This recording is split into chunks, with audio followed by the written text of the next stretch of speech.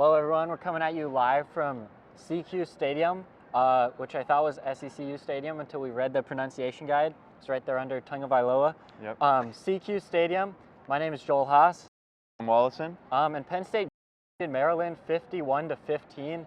I mean, it was a butt kicking. Sam, what are your biggest takeaways from the game?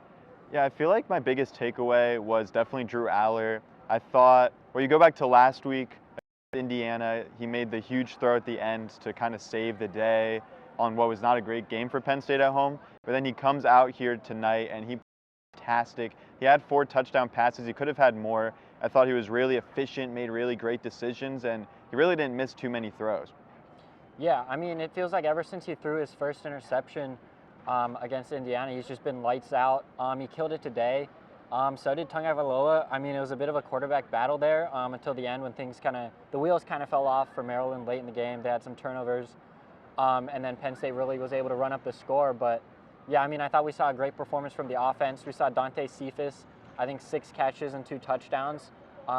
His previous high was 2 catches at Penn State. So a big breakout game for him. Keandre Lambert-Smith was good. Theo Johnson. So yeah, a lot of good performances all around. I thought Katron was solid on the ground too. And then switching over to the defensive side, I mean, I thought they were great, especially against Maryland, including sacks, had negative 50 rushing yards on the night.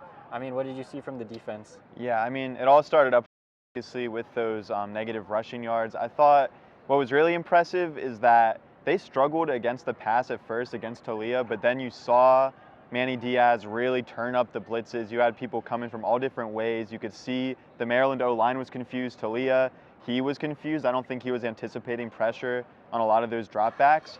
And then, you know, you just had constant pressure, constant hits, and that's even for a really good quarterback that's going to throw him off rhythm.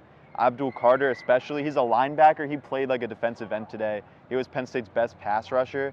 And if they have him playing like that, then I don't know what quarterback is going to score on this defense. Yeah, I mean, you talk about those blitzes.